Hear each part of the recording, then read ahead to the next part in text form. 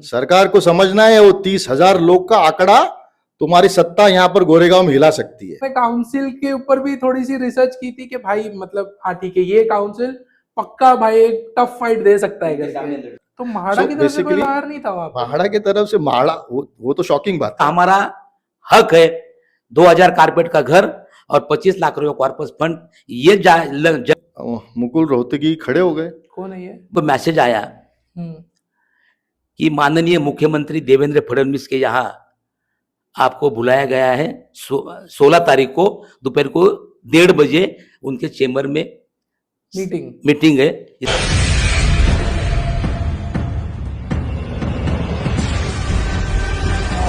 नमस्कार दोस्तों, तो मैं हूं आपका अपना बल्कि भाई, फिर से एक बार बल्कि भाई शो पे। तो आज हम वापस से आ गए हैं मोतीलाल नगर का इशू लेके। इशू ये है कि हमारी 3 समिति जो थी, टोटल 4 समिति है जो काम कर रही है, उसमें से जो 3 समिति थी हमारी, हाई कोर्ट के डिसीजन के बाद समिति को लगा कि हाई कोर्ट ने हमारे साथ इनजस्टिस किया है, तो ये 3 समितियों ने डिसाइड किया कि हम सुप्रीम कोर्ट जाते हैं करके। तो आइए जानते हैं, क्योंकि ये पॉडकास्ट लेने का एक जरिया ये है कि सुप्रीम कोर्ट का एक डिसीजन आ गया है। तो क्या डिसीजन आया, ये समिति सुप्रीम कोर्ट क्यों गई, तो आइए आज जानते हैं डिटेल में हमारी इन तीनों समितियों के साथ। तो नमस्कार। नमस्कार। कैसे आप लोग? बस फिलहाल तो नाराज है और अपेक्षा थी कि न्याय सबको मिले, कानून के मुताबिक मिले, मगर बोले ना कि ब्रिटिश राज आ चुका है, तो न्याय मिलना अपेक्षित नहीं दिख रहा हमको। अच्छा। एक विशिष्ट एक वर्ग के लिए, अच्छा, वो बंदे के लिए जो भी होगा कानून तोड़ा जा सकता है। अच्छा, तो अभी अपन धीरे धीरे जाते हैं, फ्लो करते हैं अपन। एक बेसिक क्वेश्चन पूछता हूँ आप लोगों को। तो सबसे पहली बात, हम सबको मालूम है कि हाई कोर्ट ने अपने फेवर में, मोतीलाल नगर के फेवर में डिसीजन नहीं दिया हाई कोर्ट ने। तो आप 3 समितियों ने एक साथ डिसाइड किया था कि हम सुप्रीम कोर्ट जाएंगे। ये डिसीजन क्यों आया कि सुप्रीम कोर्ट जाना है करके? ये रीज़न ऐसा था कि 6 मार्च को जो ऑर्डर आया हाई कोर्ट का, हमको एक्सपेक्टेड नहीं था कि हाई कोर्ट इस तरीके से ऑर्डर देगा कि सारे पिटिशंस डिसमिस करेंगे। पहली तो बात, हाई कोर्ट ने पीआईएल में इंटरिम एप्लीकेशन को हियर किया। पीआईएल था इलीगल कंस्ट्रक्शन का, उसके अंदर इंटरिम एप्लीकेशन हुआ रीडेवलपमेंट का। ऐसा कोई केस कभी आज तक हुआ नहीं है कि एक मैटर चल रहा है, दूसरे मैटर को हियर नहीं करते। जज कभी भी आया है, कभी भी आप कोई मैटर लेके जाइए, एक विषय एक प्रॉपर्टी का लेकर रहेगा, आप दूसरा प्रॉपर्टी का उस पर बात नहीं कर सकते, क्योंकि आपने पिटिशन एक प्रॉपर प्रॉपर्टी के लिए डाला हुआ है। तो पिटिशन किस चीज का डाला हुआ था? वो पीएल था, इलीगल कंस्ट्रक्शन। हमारा मंजुला कादिर विरनन ने और टेकचंद गोपाल दास खानचंदानी, इन्होंने दोनों ने पिटिशन डाला था इलीगल कंस्ट्रक्शन के ऊपर। उसके ऊपर 2012 में वो पिटिशन दाखिल हुई। तो इलीगल कंस्ट्रक्शन के लिए 2013 में ऑर्डर्स हुए कि अगर if everybody are ready for redevelopment, there is no need for demolition, but development should be done as per 2.2 clause of DCR 2013। तो ये सारा चीज़ था। तो हम लोग को डेवलपमेंट वैसे भी हम लोग को म्हाडा के साथ ही चाहिए था, क्योंकि इतना बड़ा वास्ट प्रोजेक्ट है, तो हम चाहते थे कि वो खुद करे। इन मीनवाइल ये सारा चीज़ में GR आ गया। GR आने के बाद हमको वो ये था एक्सपेक्टेड, सरकार के साथ चर्चा थी तभी। तो पहले सरकार 1200 स्क्वायर फीट बिल्टअप दे रही थी।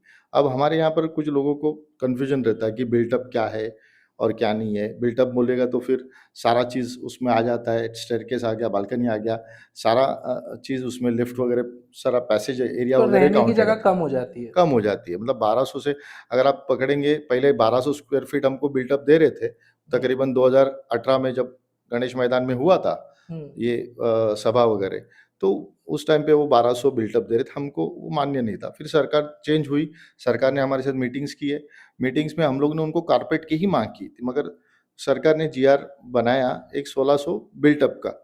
सरकार के पास हम लोग ने आक्षेप रखा कि हमको ये बिल्टअप नहीं, कारपेट चाहिए। लेकिन म्हाडा वाले इसमें तो बिल्टअप आता ही नहीं है, राइट? रेरा के इसमें तो बिल्टअप तो म्हाडा के आज अभी तक की जितने आप देखो, आप फॉर्म्स निकालेंगे, जहां पर भी अभी उनकी लॉटरी निकलेगी, हर जगह पर उन लोग का कारपेट ही है। और वो भी स्क्वायर मीटर में लिखा जाता है उनका। तो ये स्पेसिफाइड, जब वो कारपेट खुद लिखते हर जगह पर, एक ही प्रोजेक्ट है जिसको बिल्टअप पे लाया गया है। खास करके ये मोतियाल नगर है, बाकी हर जगह पर क्या कारपेट ही धारावी होता वाले है। में भी बिल्टअप मारा है उन लोगों ने? नहीं, धारावी वगैरह विषय में भी नहीं, बिल्टअप है ही नहीं, अच्छा, बिल्टअप है ही नहीं, उनको क्या तो वो खास कारपेट सिर्फ ही है। मोतीलाल नगर को बिल्टअप के साथ टारगेट क्योंकि किया है। ये गवर्नमेंट ने एक कानून लाया जिसमें रेरा कारपेट करके हम्म जीआर बनाया हुआ है। हर एक को एक कानून बनाया कि रेरा कारपेट के हिसाब से उनको देना चाहिए। हम्म अगर कोई भी बिल्डर अगर रेरा कारपेट के बिना नहीं देता नहीं है तो उनके ऊपर कार्रवाई की जाएगी रेरा एक्ट के मुताबिक। हम्म तब जब वो उन्होंने सारे लोगों को कानून बना दिया पूरे महाराष्ट्र में कि रेरा कारपेट के अलावा कोई दूसरा बिल्टअप करेगा तो उसके ऊपर कार्रवाई होगी। तो स्पेशल इनके लिए क्यों बिल्टअप? मतलब कानून आप एक बनाओ और तोड़ो तुरंत आप ही, और ओके दूसरे लोग तोड़े तो उनको शिक्षा। ओके, तो तो ये तो गलत है। ये जो बिल्टअप हुआ था इसके ऊपर आप लोग ने कहाँ पे चर्चा की थी, जब अभी ये तो बिल्टअप को कारपेट में कन्वर्ट कर दो, जब जीआर में लिख के आया था? जब हमने उद्धव जी ठाकरे जी के पास और जितिन रावत जी और बंटी पाटिल जी के पास हमने चर्चा की थी कि हमारे इस बिल्टअप जो इशू हुआ है उसको चेंज करना चाहिए कारपेट का। उन्होंने बोला कि आपका ये रास मांग है, हम लोग इसको ज़रूर दुरुस्त करेंगे। मगर सरकार चेंज हो गई क्योंकि अक्टूबर को जब हुआ उसके बाद हमारे मुख्यमंत्री जी की तबीयत ज़रा खराब हो गई थी और उनकी कमर के इश्यूज हो गए थे और उनके ऑपरेशनल रीजन की वजह से ही वाज नॉट अटेंडिंग, कोई भी अटेंड नहीं कर रहे थे। तो हमारा अवार्ड साहब बोले कि जब तक मुख्यमंत्री फिट नहीं होते तब तक हम लोग इसके ऊपर डिसीजन नहीं ले नहीं सकते। लेंगे। इसके लिए हम लोग उनको वेट कर रहे थे। मीनवाइल वो अप्रैल में सरकार का डामाडोल चालू हो गया और वो सरकार गिरी। वो सरकार गिरने के बाद नेक्स्ट सरकार जो आई उन्होंने ये हमसे चर्चा नहीं किया और डायरेक्टली प्रपोजल हाई कोर्ट में सबमिट किया ओह, और वो उन्होंने सबमिट डायरेक्टली आप लोग ने करने की ट्राई वजह किया से था नई वाली सरकार के पास जाके नई बात सरकार करने का? नहीं, नई सरकार एस्टेब्लिश होने के बाद हमको था कि अब ये 2-4 महीना तो देना चाहिए। ओह, तुरंत हमारा एजेंडा लेके बैठना उनके साथ में उचित नहीं।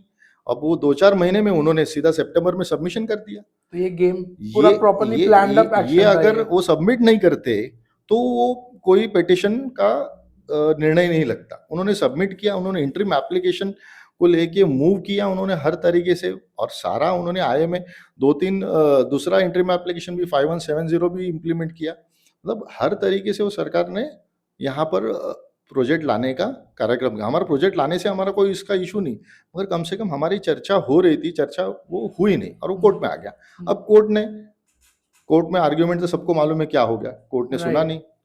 कोर्ट ने तो क्लियर कट वर्डिक्ट दे दिया कि आप उनको अपॉइंट करो। हमको उनके अपॉइंटमेंट से भी कोई आक्षेप नहीं था। हमारा यही था कि हमारी सुरक्षा कैसे प्रदान की जाए, हाँ, हमको किस तरह से सुरक्षा मिले, क्योंकि आप प्रोजेक्ट जो कर रहे हो उसमें हमारा किधर भी सहभाग नहीं है, हमारा पार्टिसिपेशन नहीं है, राइट हमको पूछा नहीं जा रहा है।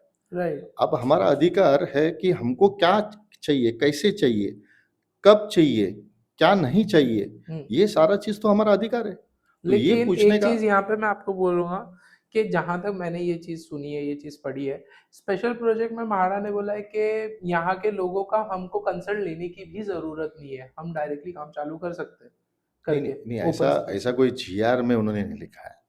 जीआर में ये कोई चीज़ नहीं लिखा है। उन्होंने एक लिखा क्राइटेरिया में कि इनको अपने को 1600 स्क्वायर फीट बिल्टअप दे रहे, कमर्शियल को 987 दे रहे, ये उन्होंने स्पेसिफाई किया और हमारी देख-रेख में पूरा प्रोजेक्ट होगा और हम हर तरीके से एक कमिटी बनाएँगे, उसमें गठन में वो कमिटी इस प्रोजेक्ट के ऊपर देख-रेख करेगी। ये चीज़ का उसमें उल्लेख है। बाकी ऐसा है कि हम किसी को ये नहीं देंगे, वो उसके बारे में ज़रा भी ऐसा उल्लेख नहीं है कि हम कंसर्न की ज़रूरत नहीं है, ऐसा जीआर में किधर भी उल्लेख नहीं है। ओके, तो बेसिकली सुप्रीम कोर्ट जाने का अभी जो आज का एजेंडा, सुप्रीम कोर्ट जाने का आप लोग ने निर्णय क्यों लिया और ऐसा रीज़न था, कब लिया? वो तो हाई कोर्ट के बाद ही हाई लिया कोर्ट है के आप ऑर्डर लोग के ने। बाद लेने का रीज़न था कि हाई कोर्ट में वापस रिव्यू पिटीशन करेंगे तो वही जज के सामने जाना है और वो जज के सामने जाएँगे तो वो जज तो वैसे भी सुनने वाला नहीं है। मेरे ख्याल से हाई कोर्ट में फिर से 2 जन ने रिव्यू पिटीशन डाला था जो कि खारिज हो गई, नहीं, राइट? वो तो ठीक है, उनका राय था, उनको डालना था, उन्होंने वो डाला, वो पिटीशन वैसे भी रिजेक्ट होना था। रीज़न ये था कि आलोक आधारे सुनेगा नहीं, ऐसा हमको लग रहे थे चीफ जस्टिस, सुनते तो हमारे लिए बेहतर था। अगर कुछ अच्छा रिज़ल्ट देते उनको, तो अच्छा था, मगर काफ़ी हमारे काउंसिल्स लोग ने कहा कि वहाँ पर जाना थोड़ा-सा आपका ये रहेगा और इन मीनवाइल अगर यहाँ पर जिसको सीएनडी को अपॉइंटमेंट जिसको किया अदानी को, अगर वो ज़्यादा खर्चा करेगा और फिर बता देगा कि मेरा प्रेजेंटेशन में इतना मेरा खर्चा हो गया, तो उसको लेकर आपको दिक्कत आएगी सुप्रीम कोर्ट में जो धारावी को लेकर हुई थी। ओके तो हम लोग ने ये सारी चीज़ों पे काफ़ी गौर किया कि ठीक है, एक समिति जा रही है, कुछ वहाँ पर कुछ पॉजिटिव मिले तो ठीक है, अन्यथा हम लोग सुप्रीम कोर्ट जा रहे हैं। इसके लिए हम लोगों ने सुप्रीम कोर्ट जाने का रीज़न यही था कि वो चीफ जस्टिस ने ऑर्डर दिया था, उसके ऊपर अगर कोई सुन सकता है तो सुप्रीम कोर्ट। राइट। उसके अलावा इधर मुंबई हाई कोर्ट में कोई सुन नहीं सकता, क्योंकि वही सुनेंगे जो मैटर रिव्यू पिटीशन में जाएगा। तो तैयारी थी आप लोग की तो सुप्रीम कोर्ट जाने के लिए स्ट्रॉन्ग ऐसा वाली? स्ट्रांग वाली तैयारी बहुत मजबूत थी, बहुत सारा चीज़ था, मगर हम लोग का स्ट्रांग मजबूत में हमारा थोड़ा-सा फाइनेंशियल का ये था, स्ट्रांग नहीं था। ओके मगर काफ़ी पब्लिक ने फिर भी फाइनेंशियली मदद किया, कैसे-कैसे हम लोग ने जो काउंसिल्स कैसे भी करना था, हम लोगों ने वो उसमें उस पैसे में हमने अरेंज किया, और वो लो उस काउंसिल को अपॉइंट करने में भी एंड मोमेंट पे हुआ, क्योंकि हमको ऐसा था कि हमारा कलेक्शन चल रहा था।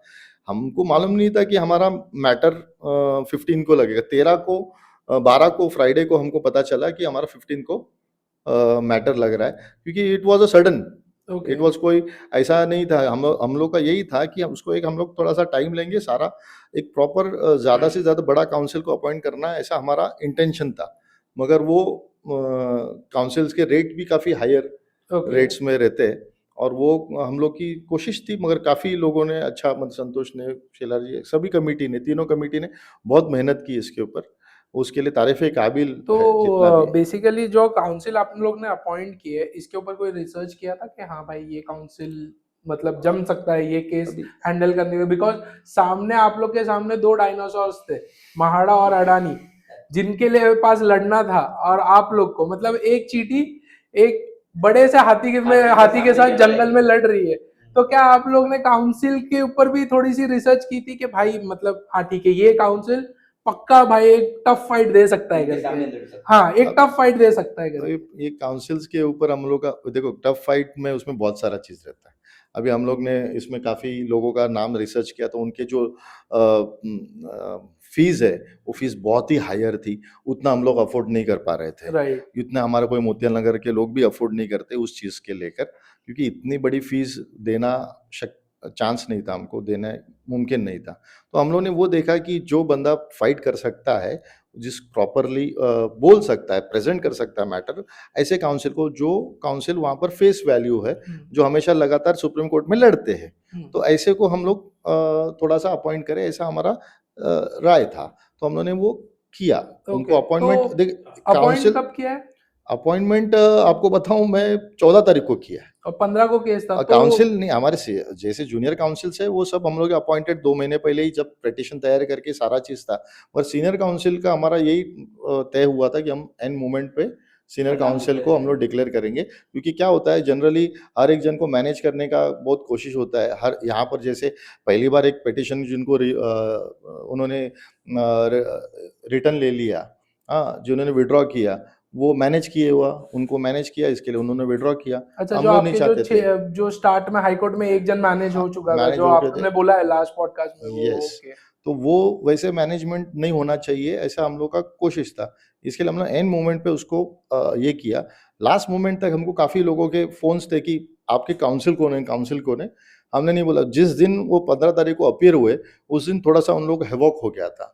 उस दिन हमको उन्होंने काफ़ी चीज़ों की चर्चा की। हमको काउंसिल ने ये भी बोला कि दे आर सीकिंग दैट हम लोग को एरिया बढ़ा के दे रहे हैं, और आपको की टू की देना चाहते हैं, आपका क्या कहना है? तो मैं बोला, सर उसमें बहुत सारे रीज़न्स है, they have to elaborate everything. So हमारे काउंसिल ने उनको बोला, you submit before the court, then we will see and we will talk it out, जो भी होगा उधर निर्णय लेंगे अपन।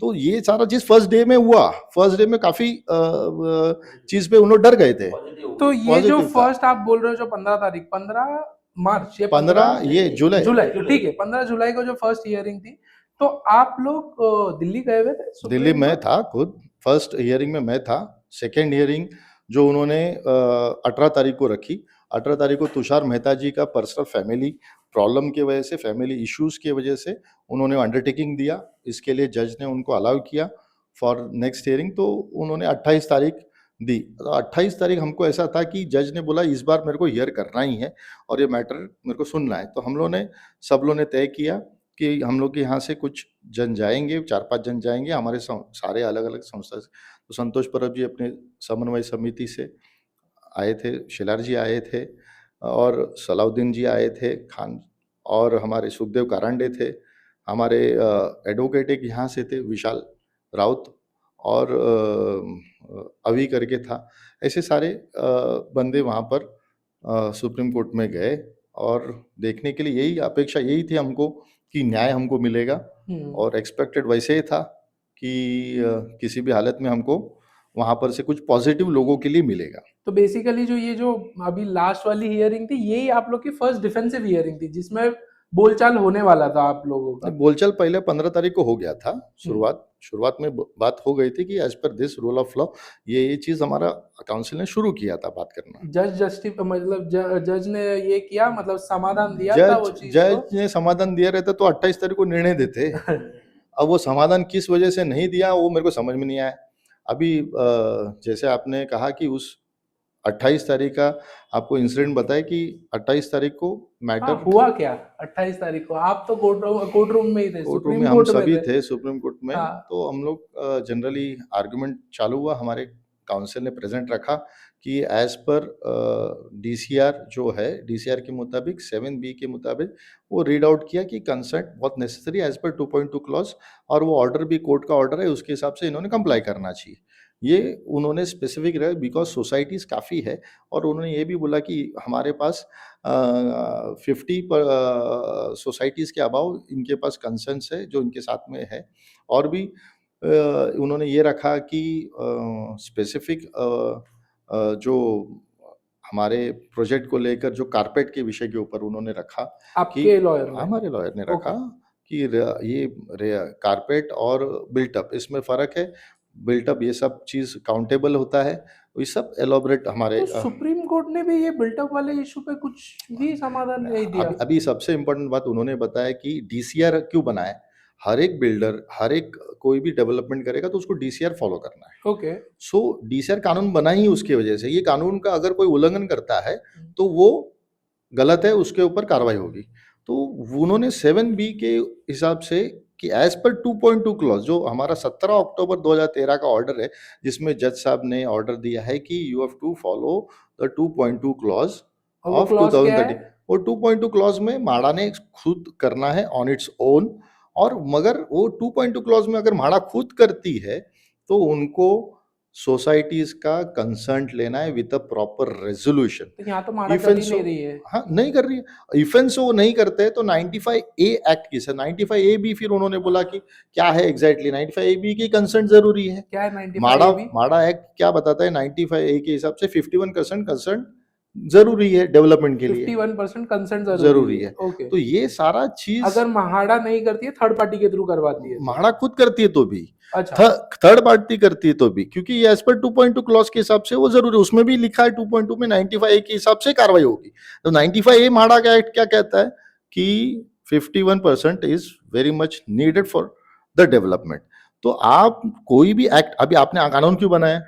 क्योंकि इसका अमल सब जन करे। राइट। अभी ये कानून का उल्लंघन हुआ, जज को पॉजिटिवली समझाया, बाद में हमारे मुकुल रोहतगी खड़े हो गए। कौन है ये? मुकुल रोहतगी खड़े हुए। पहले तो हमने जज साहब ने भी पूछा who are you, from whom you are standing, तो I am from the agent Adani. So Adani was आप लोग का लड़ाई सुप्रीम कोर्ट में म्हाडा के साथ थी। Adani was not the party basically। तो अडानी, बट वो बोला कि जैसे मैं अभी इसमें आ चुका हूँ so I can intervene in the matter, क्योंकि मेरा अरेंजमेंट हो चुका है उसके अंदर। तो म्हाडा की तरफ से कोई लॉयर नहीं था वहाँ पे? म्हाडा की तरफ से वो तो शॉकिंग बात है। म्हाडा की तरफ से कोई लॉयर नहीं, म्हाडा तुषार मेहता दोनों को एक्ट कर रहे हैं, एज एन म्हाडा को भी और स्टेट को भी। ये भी बहुत बड़ा शॉकिंग थी चीज जो कोर्ट में हुआ ना, वो तो मेरे को हमको तो ऐसा था, ऐसा लग रहा है थोड़ा सब शॉकिंग, क्योंकि वो तुषार मेहता जी प्रेजेंट नहीं थे। ठीक है, वो कॉन्फ्रेंस पे वीडियो कॉन्फ्रेंस पे आ गए, पहले थे कोर्ट में, बाद में वीडियो कॉन्फ्रेंस पे आए तुषार मेहता जी। ये तुषार मेहता कौन है? ये अटॉर्नी जनरल है। ये स्टेट को रिप्रेजेंट करते हैं वहां पर सुप्रीम कोर्ट में। सो म्हाडा की तरफ से कोई नहीं, ये सबसे बड़ा फ्लॉ है। आपकी लड़ाई म्हाडा के साथ सुप्रीम कोर्ट में, और उनकी तरफ से कोई भी नहीं। और जो एक लॉयर आता है वो अडानी का लॉयर आया, अडानी का लॉयर आया, और वो खड़ा होके हमारे एडवोकेट ने ऑब्जेक्शन भी किया कि वो आर यू, आपको अधिकार नहीं है इसमें, लेकिन जज ने उसे कोई रोका नहीं है, उसको बात करने को दिया। मतलब ये तो मतलब सुप्रीम कोर्ट में ये एक्सपेक्ट नहीं कर सकते हम लोग कि ऐसा भी कुछ होगा। मतलब वो तो यू एक आर नॉट पार्टी करके उसने अपना ऑब्जेक्शन भी ले डाला हाँ अपने एडवोकेट ने। तो भी जज ने बोला जज ने कि उसे रे बात आप कर कर सकते हो उसमें करके। कैसा होता है जनरली कि इवन दो इफेक्टेड पार्टी होता है तो इंटरवेन करने का उसको अधिकार है। अच्छा ऐसा है कि वो उसका एग्रीमेंट हो चुका है तो वो हाँ इंटरवीन कर सकता है, हाँ वो इंटरविनर करके रहेगा। हम्म बट आपको आपको जिनको इन्होंने पार्टी बनाया उनका बात तो सुनना पड़ेगा। Exactly intervener how is affected that is different part. हाँ हाँ वो कितना उसको इफेक्ट होने वाला उसको सरकार बताना चाहिए ना राइट कि अरे वो थोड़ी सरकार है, राइट एग्जैक्टली वो थोड़ी माड़ा है। और ये उन्होंने शुरू किया वो तो बोलना तो बलते बलते उन्होंने बोला 230 ही मतलब रॉन्गली रिप्रेजेंट कर रहे थे। 230 ही एरिया है, उनको 1600 स्क्वायर फीट दिया है, ये बिल्टअप दे रहे हम लोग इतना दे रहे एरिया की उनको बहुत हो गया। तो जज साहब ने भी बोला कि भाई 3 BHK हो रहा है तो बहुत बड़ी बात है 3 वगैरह। BHK हो रहा है 3 तो BHK का फ्लैट मिल रहा है अच्छा इनको एक सिंगल इन फ्लैट मिल रहा जनरली है ही वाज हाँ थिंकिंग इन दैट वे कि इतना बड़ा एरिया मिल रहा है that is enough for them, ऐसा उनका बोलना था। मगर इन्होंने और भी एक बात बोला कि कंसर्न हमको जरूरी नहीं है क्योंकि हम 6000 लोगों का कंसर्न लेते बैठेंगे तो पहले ही 10 साल लग गए और उसको 7-8 साल लग जाएगा कंसर्न लेते लेते, तो हमारा डेवलपमेंट काफी लंबा हो जाएगा। और वो डेवलपमेंट लंबा नहीं होना चाहिए, इसके लिए जल्द से जल्द। और ये लोग जो है जानबूझ के अड़ंगा पैदा कर रहे हैं जिसमें डेवलपमेंट होने से इन लोग रोक रहे हैं। तो हमारे काउंसिल ने क्लियर बोला हम लोग डेवलपमेंट के विरोध में नहीं ना हम बिल्डर के विरोध में। हमारा एक ही सोचना है, हमारा एक ही मांग है कि हमारा कंसर्न लेना बहुत जरूरी है। वो कितना जरूरी है क्योंकि हमारा राइट्स हमको तय करना है कि हमको क्या चाहिए क्या नहीं चाहिए, हमारा एरिया क्या होना है, हमारा और क्या चीज होना है, वो सारा चीज हमको डिसाइड करने का अधिकार होना चाहिए। ऐसा उन्होंने ठोसली बोला। उन्होंने ये भी बोला 1987 का GR के हिसाब से 50% हम लोगों ने भर के एरिया खरीदा है, सब कुछ उन्होंने बोला।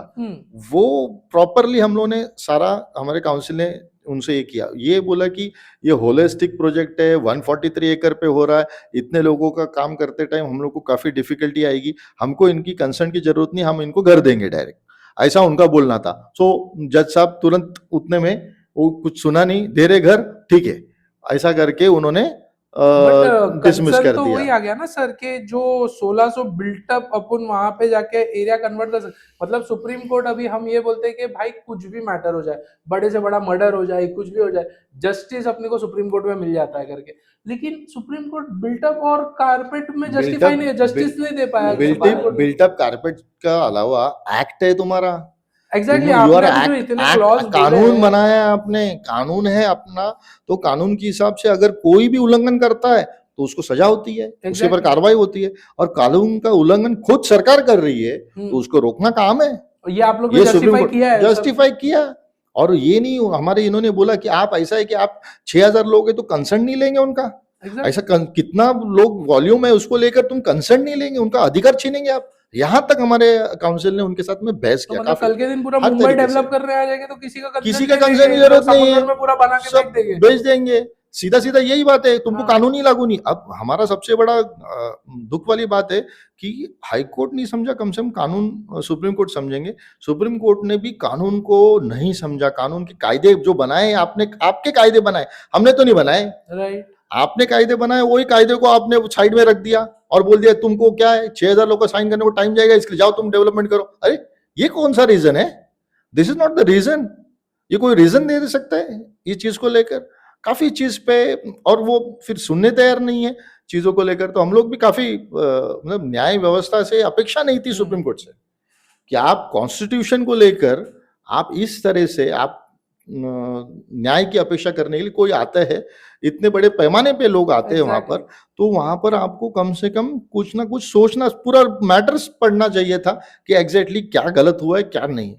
हम अगर उधर गलत रहते तो बात अलग था, हम हमारे यहाँ पर एरिया के उधर लड़ाई के लिए गए नहीं थे, हम हमारा अधिकार प्रोटेक्शन हमारा हमको पूछकर सारा चीज किया जाए उसके लिए हम गए थे। क्योंकि कल अगर आप हमको किस तरह से बिल्डिंग देने वाले हो, हमारे घर के अंदर क्या होने वाला है, हमको क्या कब मिलने वाला है, ये सारा चीज हमको पूछना अधिकार है।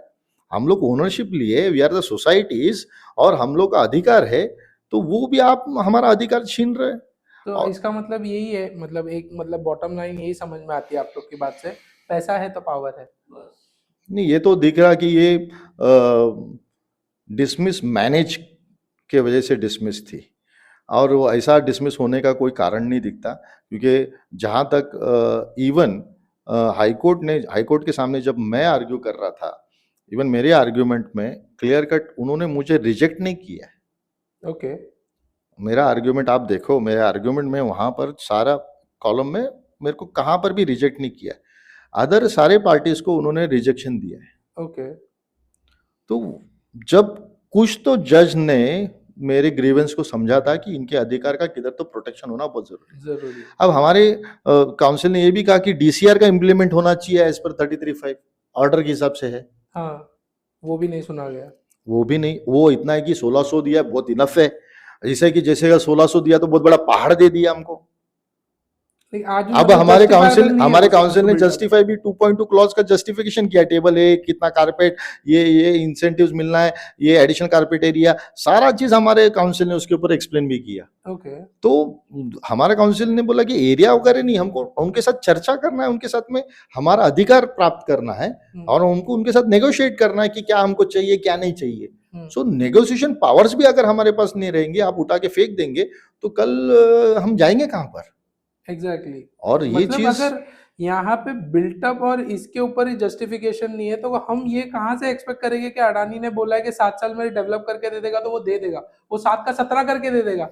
हमने एक लाइव एग्जांपल देखा है सिद्धार्थ नगर को ये करते हुए। तो आपको क्या लगता है कि हम ये चीज पे भी भरोसा कर सकते हैं कि हमको 7 साल में बिल्डिंग एकदम लाविश इधर सब चकाचक मिल जाएगा 7 साल के अंदर? जो भी नया डेवलपमेंट होता है मोतीलाल नगर के बारे में, उसको आप लोगों तक पहुंचाने की पुरजोर कोशिश करती है, इसलिए मैं आपका शुक्रिया अदा करता हूं। अरे बाकी सारी बातें तो अभी इन्होंने बताई, मगर मैं इतना ही कहूंगा कि मोतीलाल नगर वाले के लिए हम वर्ल्ड में किसी भी कोर्ट में जाएंगे तो हमको न्याय मिलने वाला नहीं है।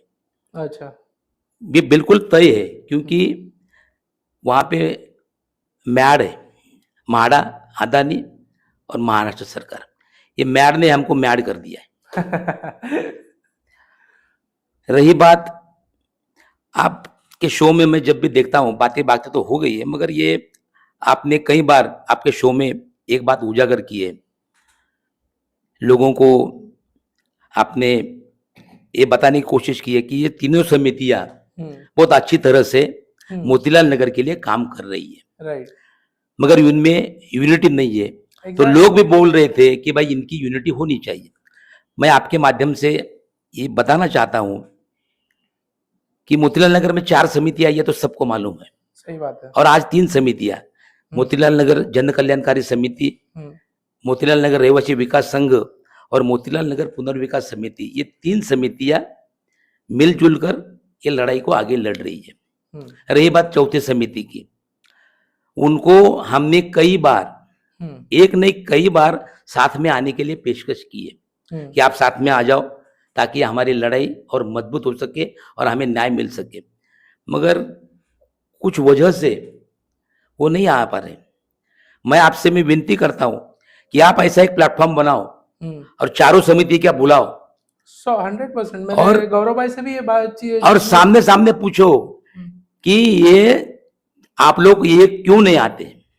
100% मेरी चर्चा हुई। तो इसलिए अगर हम लोग चारों समितियां अगर एक मिलकर, जो लोग चाहते हैं, हम भी चाहते हैं, ताकि ये लड़ाई और मजबूती के साथ में। मेरा एक सिंपल सा एग्जांपल है इधर, जैसे आप 3 समिति हो, समझो एक चौथी समिति भी यहाँ बैठी है। जी जी। इनके पास 300 लोग हैं, आपके पास 300 लोग हैं, इनके पास 300 लोग हैं, वो समिति के पास 300 लोग हैं। अगर ये कहीं लड़ने जा रहे हैं तो इनके साथ इनके 300 लोग जा रहे हैं, आप जा रहे हो, आपके साथ 300 जा रहे हैं, आप जा रहे हो, वो जा रहे हैं। लेकिन अगर एक साथ आप जा रहे हो ना, तो आपके 300 ये पीछे इतना बड़ा क्राउड दिखता है जी। जब ये लड़ने जाते हैं ना म्हाडा के साथ, तो उनको लगता है 300 लोग तो है 3000 में से, आप जाओगे तो 300 लोग तो है। जब एक साथ 1500 लोग जाते हैं ना, तो म्हाडा बोलेगी अरे 1500 लोग, तो असर होगा उसका। और इसीलिए अभी मैं आपको एक बार और बता दूं कि जब ये लड़ाई चल रही थी तो हमने लोगों से अपील किया कि हमको एक समर्थन पत्र चाहिए, राइट। और लगभग 2000 से ज्यादा, 3750 वैसे घर है, मगर 2000 से ज्यादा लोगों ने हमको समर्थन पत्र दिया। इस बात का भी जिक्र वो सुप्रीम कोर्ट में कोई पूछा भी नहीं गया कि आपके साथ में कितने लोग हैं, यानी 50%, 51% से भी ज्यादा लोगों हो का गए तो हमारे पास almost समर्थन 70, पत्र है, 80% हो नॉट अ गया। कंसेंट, हाँ, कंसेंट नहीं है, consent नहीं। मगर हमने समर्थन लिया कि कि भाई हम हम आपके साथ है साथ करके। में है। हाँ, हाँ। मगर ये भी बात सुप्रीम कोर्ट को ध्यान में लेनी चाहिए थी, वो भी बात बेसिक नहीं ली। सुप्रीम कोर्ट ने 1600 बिल्टअप कारपेट को ध्यान में नहीं लिया, जो कि इम्पोर्टेंट नहीं, बात है सुप्रीम रूल कोर्ट के में हिसाब हमें से। न्याय मिलेगा, ये हमें पूरी उम्मीद थी।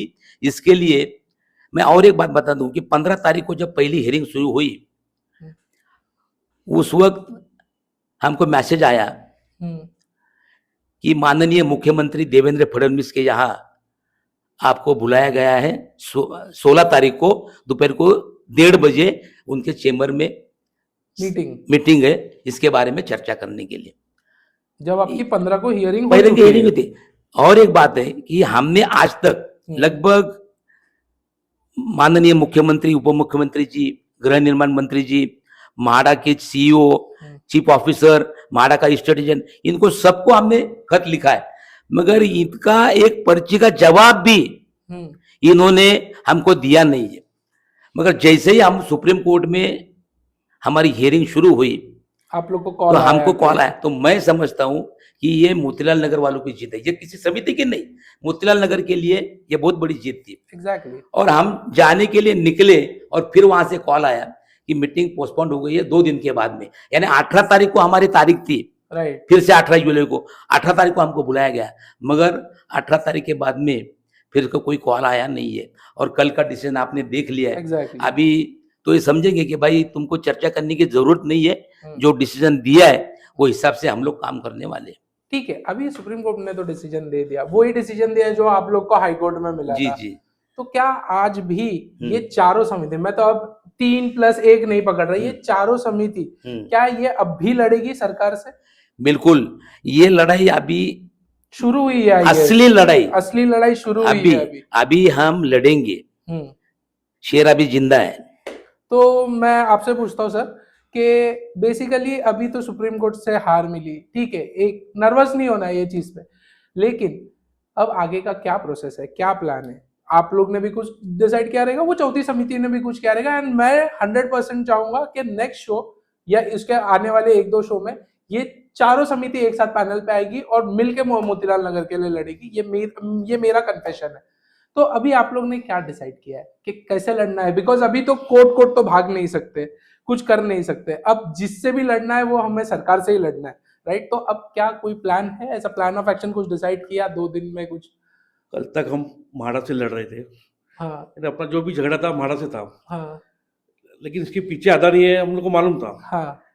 हम जब लोगों को मिलते थे कंसेंट के लिए या कोई, तो सब बोलते तो कोर्ट में जाने की जरूरत नहीं है, कुछ आपको मिलने वाला नहीं है करके। पब्लिक का भी राय यही था कि कुछ मिलने वाला नहीं है सुप्रीम कोर्ट में, अदानी है उधर। भले आप बोल रहे म्हाडा, लेकिन उधर अदानी है, आपको कुछ मिलने वो वाला। तो आप लोग को लॉयर देख के पता चल गया कि किसका लॉयर आया था। तो जाने की जरूरत नहीं, तो जो पब्लिक के भी मन में था वही हो गया है, राइट। इसलिए आज जो कल का जो अपना रिजल्ट आ गया है, हम लोग उसमें नाम मायूस नहीं हो गए थे। उसके आगे हम लोग लड़ेंगे, लेकिन अभी तक हम लोग डिसाइड कल ही हो गया है, चर्चा नहीं हुई है, मीटिंग नहीं हुई है आप लोगों की। हमको लड़ना है, हमने तय किया है क्या करना है कहीं ले, लेकिन अभी तक आपको अभी जो भी हमारा ये तो अपना ये है, अभी आगे क्या करना है हम लोग नक्की करेंगे। और क्योंकि ये अभी माध्यम से आपको सबको मालूम है कि आगे क्या करने वाला है, उसके हिसाब से वो लोग भी सोचेंगे। अभी हम लोग करने वाले हैं, हम लोग सोने चुपचाप बैठने वाले नहीं है, करने वाले नहीं है, आगे जाने वाला है, लड़ना है, मोतीलाल नगर के लिए लड़ना है।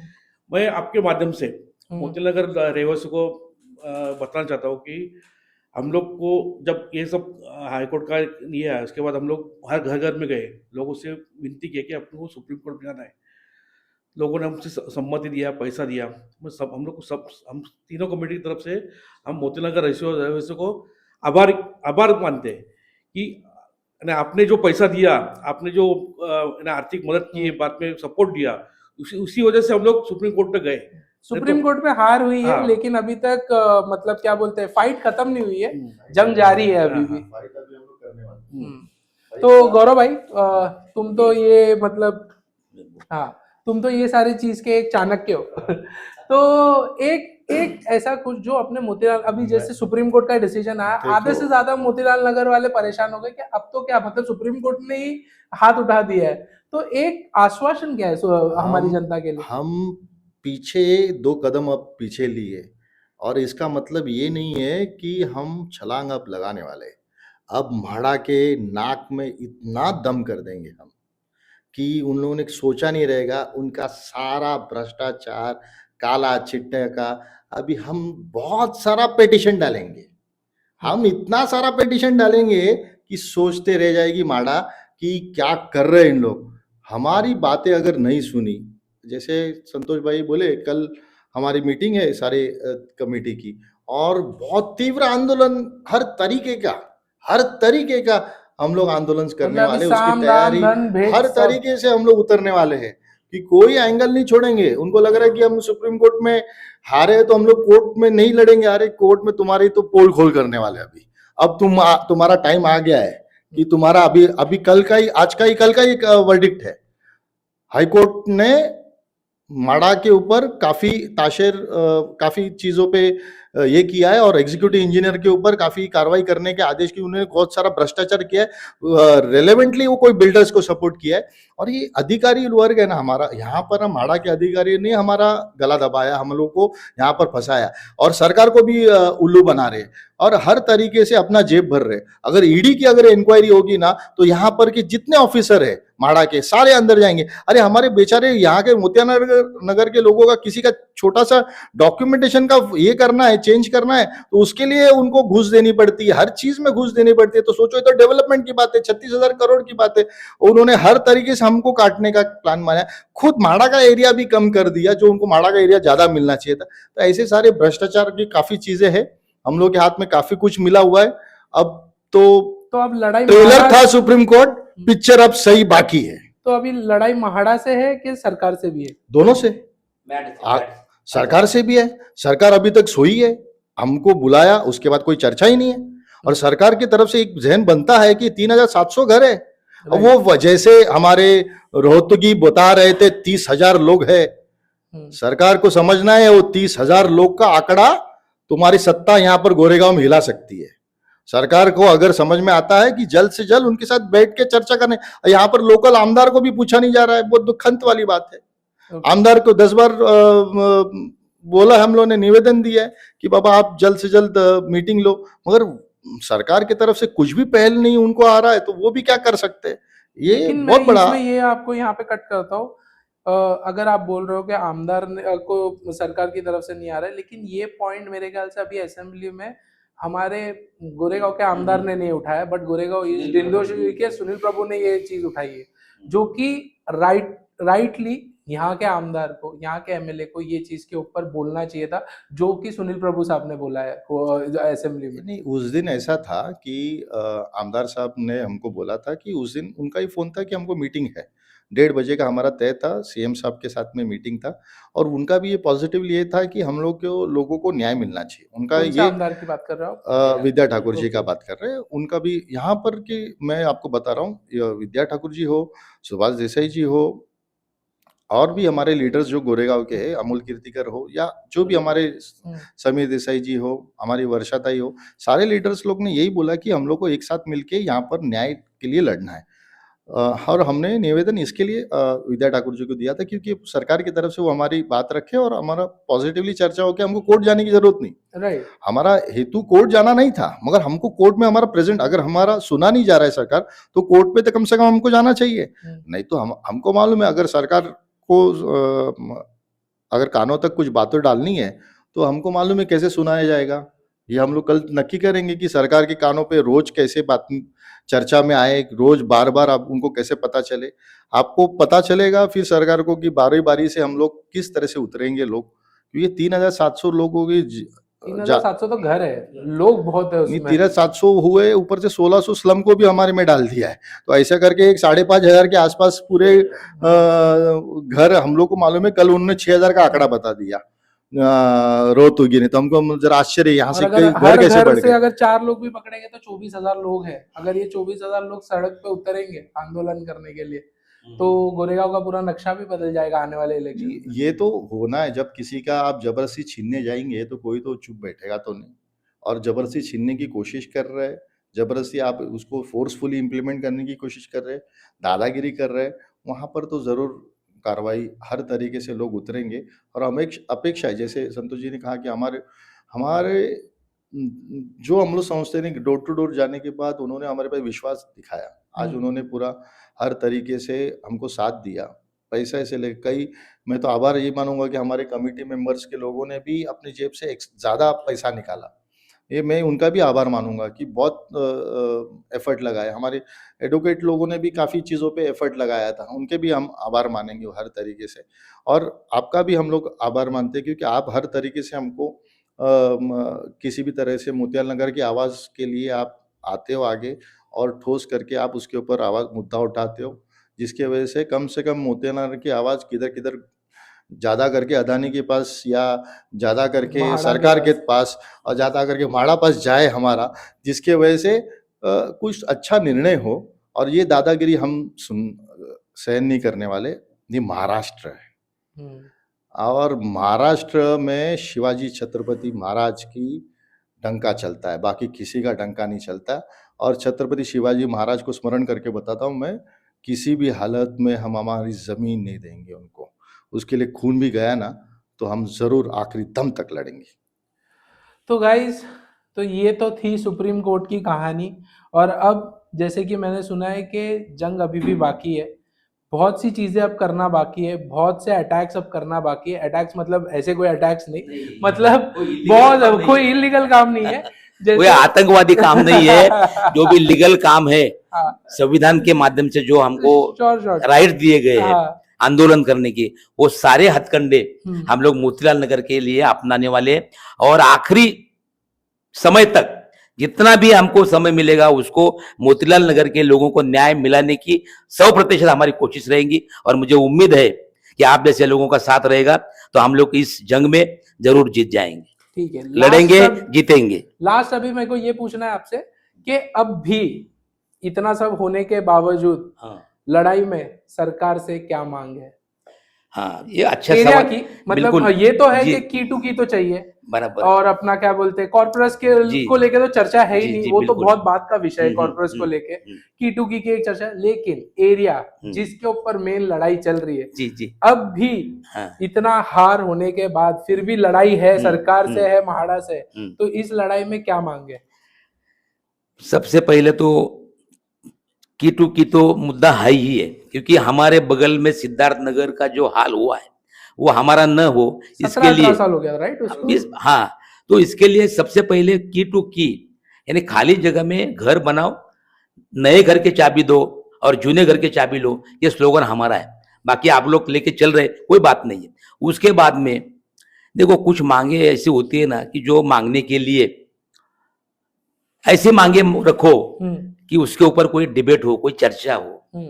और इसके लिए हम तीनों समिति ने मिलकर 2000 कारपेट का घर हमको मिले, ये हमारी मांग है। और उसमें भी अभी घर में 3-4 भाई है, तो 500-500 फुट के 4 घर मिले, ये भी हमारी मांग है। ये बात हमने 2022 में ये सारे लोगों को खुला पत्र लिखा, ऐसा ही नहीं है, हवा में बात नहीं है। तो अगर आप किसी दिन अभी फिर से बताएंगे मैं आपको कि वो हमने वो उनको खत दिया इसके बारे में।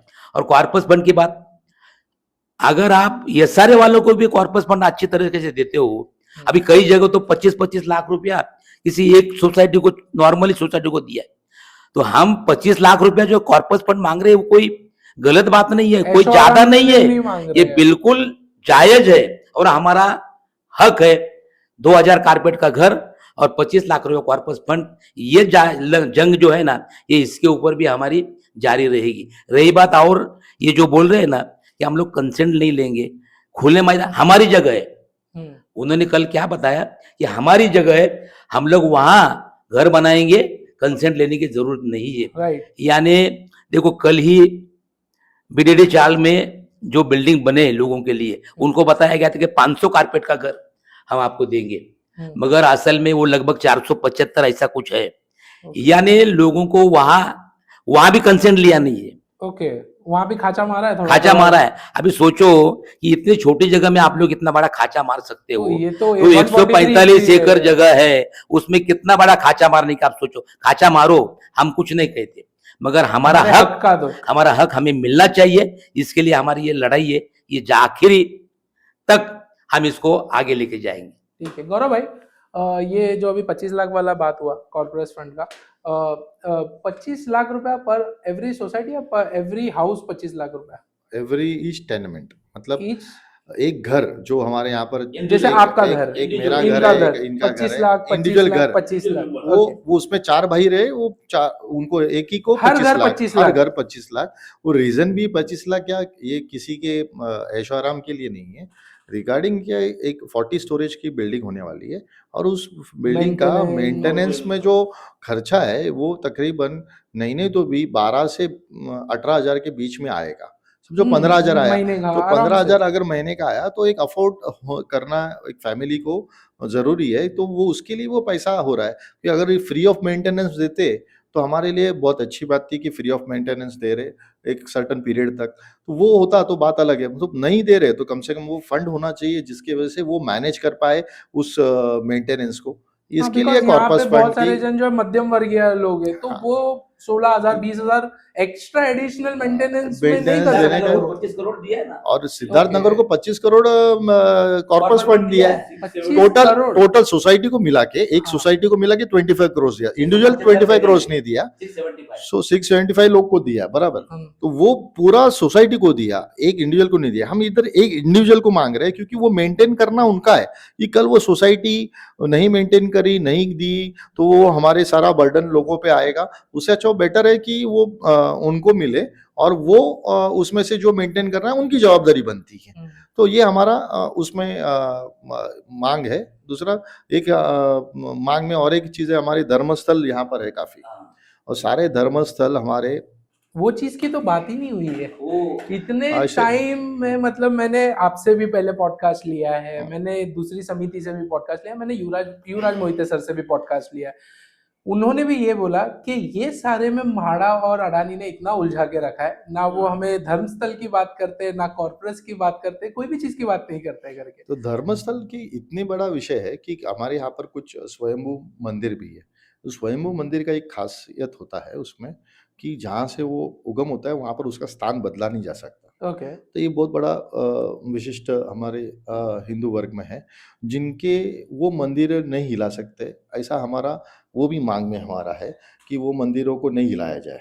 जैसे एक हमारा शिव शंभू मंदिर है मोतियाल नगर 2 में, तो वो स्वयंभू मंदिर है। स्वयंभू मंदिर नहीं हिलना चाहिए और सबका स्थान प्रस्तापित होना चाहिए कि कहाँ पर आप प्लानिंग में दे रहे हो, कहाँ बिठा रहे हो, कहाँ पर कुछ कर रहे हो। वो तो मेरे ख्याल से वो गणेश मैदान में जो बोला था उसके बाद तो कभी बताया ही नहीं कि प्रोजेक्ट में क्या चेंजेस हुआ है, क्या बनने वाला है। उन्होंने तो गणेश मैदान में बिल्डिंग हमारी बनाने की बताई, मगर हमारा गणपति मंदिर किधर रखेंगे ये बताया नहीं।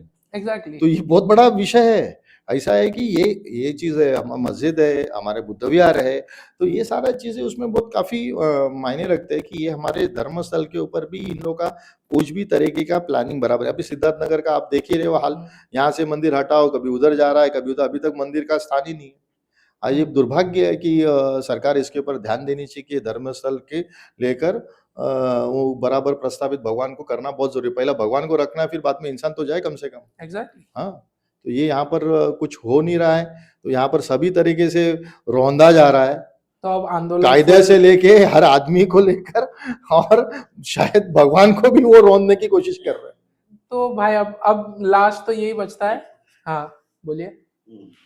उन्होंने कल कोर्ट में ना कैंसिल की जरूरत नहीं है आपको। हाँ। तो मैं आपके माध्यम से म्हाडा को या अडानी को बोलना चाहता हूँ कि अगर हमारा कंसेंट नहीं ले रहे हो तो ओपन स्पेस में उनको हम 1 फुट भी बनाने को देने वाले नहीं है। 1 फुट भी जगह बनाने को देंगे नहीं। जो भी लगेगा, जो अपने सब ताकत से हम लोग खड़े होंगे और अपोज करेंगे उनको। उनको अंदर म्हाडा में भले उनका जगह है, लेकिन हमको उधर इधर काम करने को देने वाले नहीं है। ये तो मैं आपको खुलेआम बोल रहा हूँ। ओके, तो अब मतलब साम दाम दंड भेद सब इस्तेमाल होगा। अभी एक 15-20 दिन पहले त्रिकोणी मैदान में अडानी की गैंग आई थी पूरी, टेंट लगाने के लिए। ओके। और सारा सामान लाया था। जैसे हमको मालूम पड़ा, जैसे हमने 4 बार सर्वे बंद करवाया था, हाँ हाँ हाँ राइट। बराबर है। वैसे ही हमको मालूम पड़ा कि कुछ हलचल हो रही है, हम तुरंत भाग गए हम लोग वहां पर। माधवी ताई थी, गौरव था, मैं था, और पूछा उनको कि क्या बात है।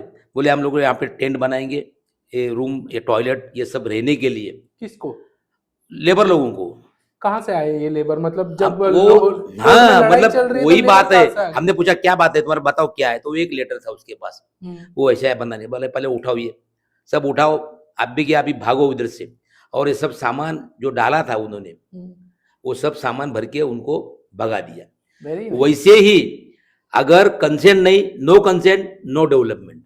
Very nice. ये हमारी लड़ाई है, और सच बोलता हूँ, ये लड़ाई में अगर हमारी जान भी जाए ना, तो मगर मोतीलाल नगर के लिए हम अपनी जान भी देने को तैयार है। वैसे तो आदमी तो ये कीड़े मकोड़े भी जिंदा रहते, आदमी इंसान भी जिंदा रहते, मगर उससे कोई आया गया, खाया पिया, मर गया।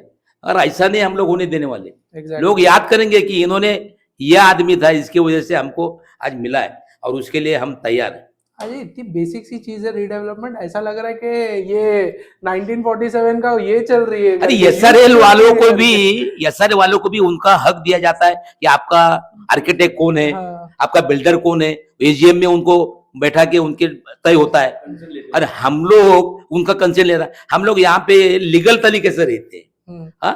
माड़ा के टेनेंट भी नहीं, हम लोग ओनरशिप भरा है। भले माड़ा जगह का मालिक है, मगर वहां जो दीवार खड़ी है ना, उसके मालिक हम है ना। एग्जैक्टली। और हमको अगर पूछा नहीं जाएगा, हम तो डेवलपमेंट के बिल्कुल खिलाफ नहीं है। पहले बात है कि मोतीलाल नगर के सारे लोगों को डेवलपमेंट जरूरी है, उनके उसके लिए अपोज नहीं है। 26 जुलाई मगर तो बहुत जरूरी है डेवलपमेंट। इसका मतलब ये नहीं कि हमारे हम मुंडी छाड़ के देंगे, ऐसा कुछ होने वाला नहीं है। हमारे बलबूते पर हमारी जो मांगे है, उसको रखे बिगर, उसको पास किए बिगर कोई भी डेवलपमेंट यहाँ पे होने वाला नहीं है। आप लोगों की वो बस इस पर चर्चा हो, इस पर चर्चा हो, इस पे बातचीत हो।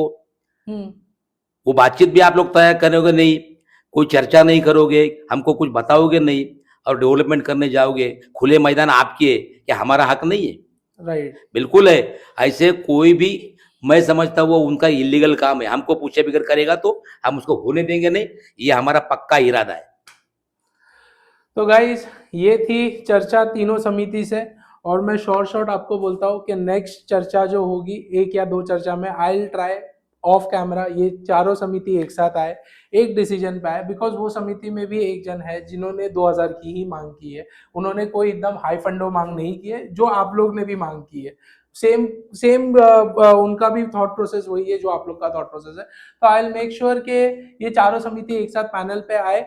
और मोतीलाल नगर के रहीवासियों से मेरी आज भी यही चर्चा है, मेरी आज भी यही सलाह है कि भाई, अब तो हाई कोर्ट ने भी मना कर दिया, अब तो सुप्रीम कोर्ट ने भी मना कर दिया। अब अगर लड़ोगे नहीं ना, तो वही कहीं पे विरार चले जाना पड़ेगा। बिकॉज तुम यहाँ पे भरोसा नहीं कर सकते हो। कोर्ट के पेपर पे लिखा हुआ है 7 साल है, तो 7 नहीं, वो 70 साल में मिलेगा। क्या करोगे? लड़ोगे नहीं तो मिलेगा कुछ भी नहीं। आसानी से बैठ के ना सियासत नहीं मिलता है, लड़ना पड़ता है। एक राजा को भी राजा बनने के लिए लड़ना पड़ता है। तो आओ, अपने घर से बाहर निकलो। कुछ नहीं समझ में आता है, संतोष भाई है, शेलार भाई है, गौरव भाई के ऑफिस पे जाओ। अगर ये समितियों से नहीं है, अगर इनसे कांटेक्ट नहीं हो रहा, युवराज भाई है, उनके पास जाओ। सभी समिति आपके भले के लिए ही गाइड करने वाली है। कोई भी समिति का इसमें ये नहीं है कि अरे आप मेरे साथ रहोगे तो इसमें मेरा फायदा है कि मेरे को एक 10,000 स्क्वायर फीट मिल जाएगा, या गौरव भाई सोच रहे थे कि मेरे को 1-2 करोड़ रुपए मिल जाएंगे, ये सोच रहे कि नहीं मेरे को 1-2 फ्लैट एक्स्ट्रा मिल जाएंगे लड़ेंगे तो। ऐसा कुछ नहीं है। ये सब आप ही के लिए लड़ रहे हैं, आप ही के लिए मेहनत कर रहे हैं। लेकिन अगर आप बाहर नहीं आओगे, आपको पता नहीं रहेगा, तो ये लड़ाई करके मतलब नहीं है। 4 जन की लड़ाई नहीं है, ये 3,500 घरों की लड़ाई है। तो मेरा यही है आप सबसे कि आओ, लड़ो, संघर्ष करो, तो ही जीत पाओगे। इसी के साथ ये शो को यहीं एंड करते हैं और आगे मिलते रहेंगे मोतीलाल नगर के अपडेट्स के साथ। जय हिंद, जय महाराष्ट्र।